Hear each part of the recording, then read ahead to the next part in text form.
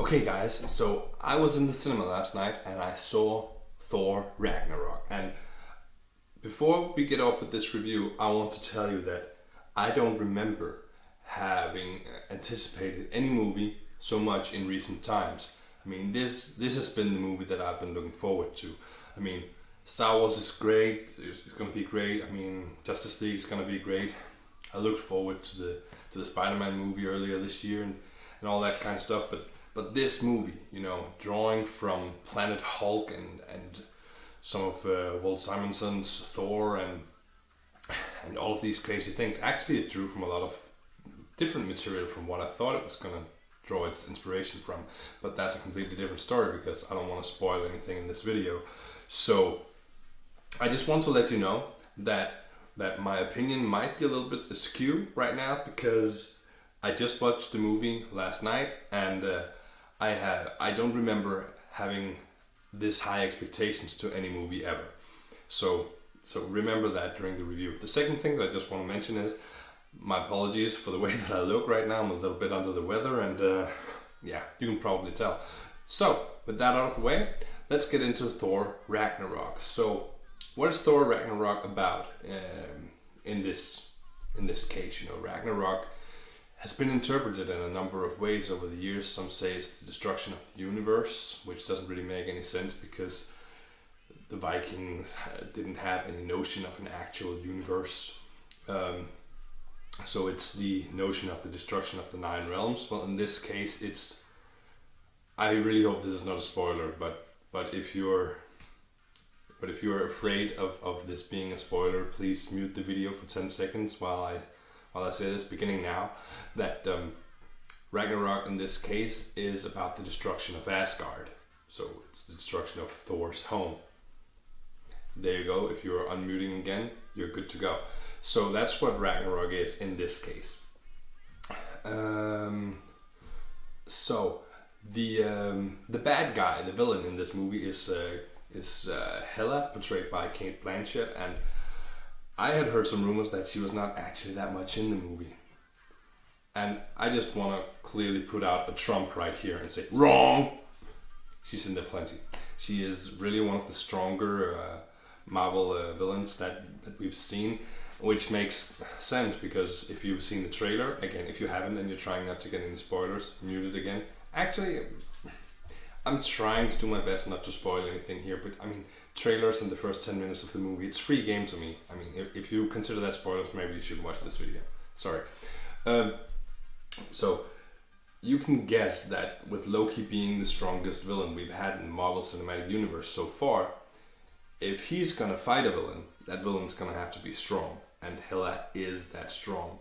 Again, this is in the first 5 minutes of the movie. I know it's not something that not a lot of people know, but in these movies, Hela is set up to be Odin's firstborn. In the original mythology, Hela is the son of Loki. She's the daughter of Loki. It would be strange if she was the son of someone. She is the daughter of Loki in the original mythology, but in the MCU, apparently, I don't even know what it's like in the Marvel comics, but in the MCU, she's the son of Odin, and she is quite strong, possibly the strongest of the three children. I know Loki is not biologically Odin's son, but anywho, she is the villain here, and she has a bunch of screen time. It's beautifully done, and I really like that. Now, this is a Taika Waititi film, and I haven't watched any of his movies except What We Do in the Shadows, which I watched recently. I enjoyed the heck out of it. I mean, it's not in my top 10 films I've watched this year, but it's a solid movie. And this one being a Taika Waititi film, I thought, yeah, that's great. I like some humor in the Marvel universe. I think there's been a slight tendency these last couple of years for Marvels to do a really solid movie and then do some reshoots where they put in jokes, and that really hasn't worked. I mean, it annoyed me in Doctor Strange. Don't get me wrong, I love Doctor Strange. It's a great movie, but I just hate the way that you can see that, oh, we have action, cut to joke, cut back to action, and they do it a lot in Guardians of the Galaxy as well. and it is the same. It's not the same. Sorry, it's not the same here because the whole movie is made like it's a joke. I've heard that 80% of the movie is improvised, so they just had a slight plan for what they wanted to do and where, but they improvise a lot. The actors here, which works really great for the most of the movie. But I feel like there is a couple of times where they should have let us feel the emotions and let us feel the action of the movie instead of ruining it with a joke. The main one joke in the movie that I don't really agree with is actually the character portrayed by the director Taika Waititi. There is this stone dude lifted from Planet Hulk, which I'll get back to, that they're using in here, and Taika Waititi is the one in the suit. He's the one that does the voice for it, and it's kind of funny because, hey, I'm a big stone dude, but I talk like this. It sounds completely different from what you would expect from a big giant stone dude.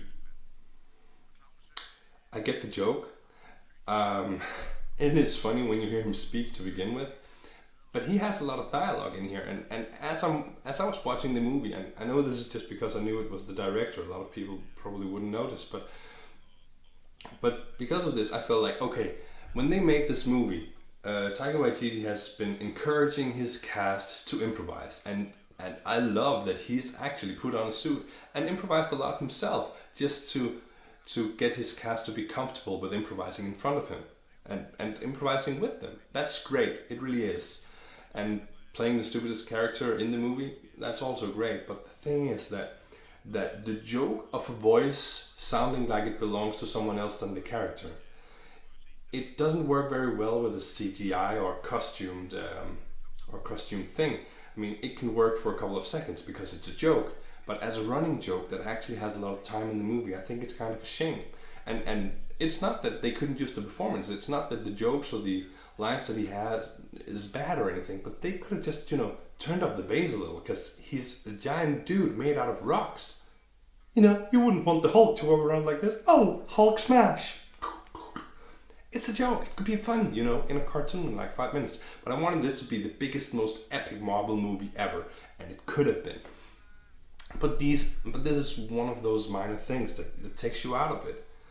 Another thing is that this movie is only 2 hours long. It's not like you feel like you're missing out on anything, but I like to feel like my movies are stress-free. I like Lord of the Rings, I like the Hobbit movies. I know a lot of people don't, and that's fine. But I like that they really take their time, Sometimes you can just use 10 seconds just looking at someone sitting down in the sunshine reading a book or whatever, because you really get this notion that we're not in a hurry to tell you this story as fast as we can. We just want to tell you this story at our own pace and make sure that you enjoy it. And I'm not saying that Thor Ragnarok is rushed, because it wasn't by any means, but I would have just liked to spend a little more time with it. So in that regard, I could have lived with that exact same movie being half an hour longer. I really could. But then again, I haven't seen a version that's half an hour longer. It might have been a mistake. So that's the other thing about the movie. Now, the one thing that bothered me the most about this movie, and remember, I love this movie, so these are really minor things. But there is one thing that really kills me, and that is that normally when I review or talk about comic book movies, I don't want to say that they're bad because they didn't follow the comic books, so please keep in mind that that's not what I'm saying here. I don't have a problem with a movie that doesn't follow a comic book. I really don't. But my favorite comic book of all times, and some of you might know this, is, or at least my favorite Marvel comic book of all times, is Planet Hulk. And this movie has some elements from Planet Hulk.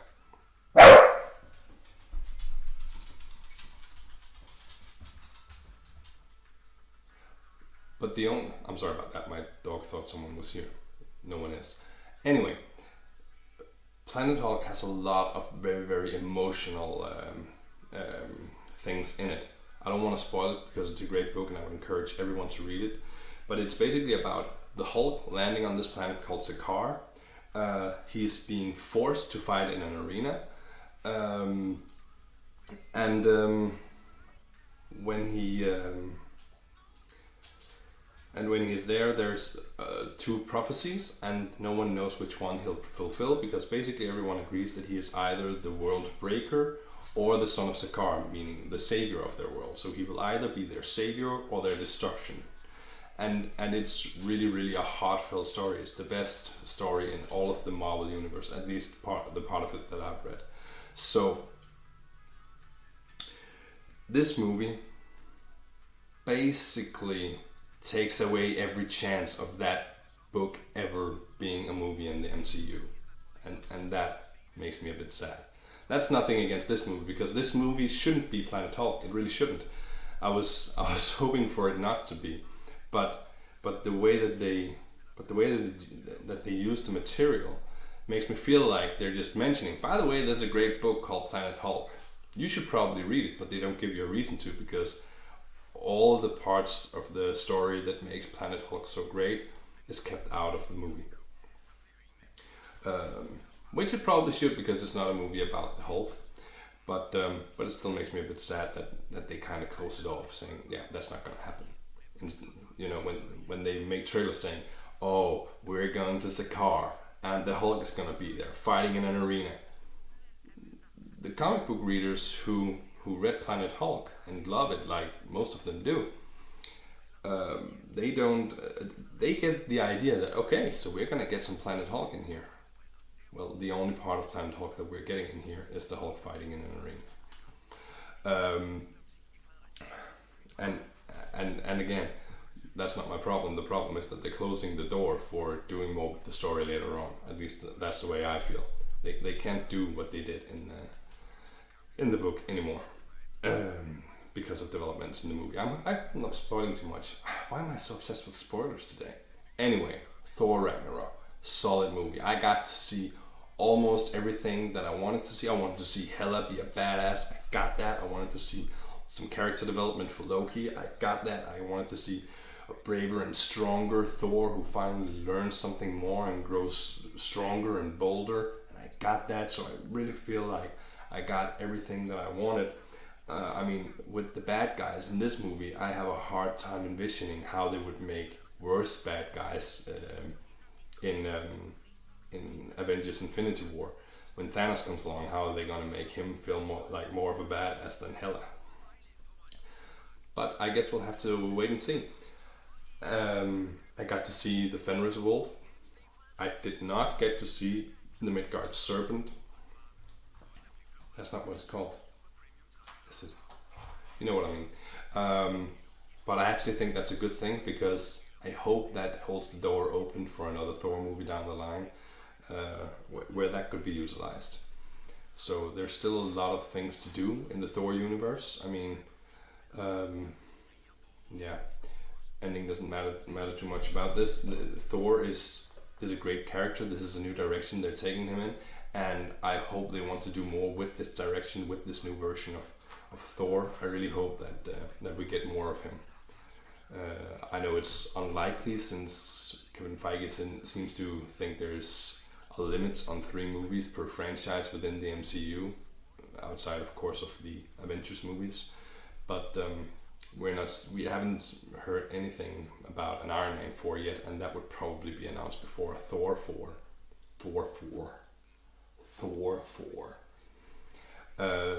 We haven't heard anything about a Captain America 4. There's going to be a Guardians of the Galaxy 3, obviously, but I don't know if we should hold our breath for a 4th one. And that's the sad thing here, because Thor 2 was not that great of a movie. I mean, it's great, I love it, but it's not up to the standard of the 1st and the 3rd one. So I would just have liked a 3rd good Thor movie. I would like another Thor movie, I really would, especially after watching this one. I had a blast watching it. It's a great movie. If you have a chance, go out and watch it.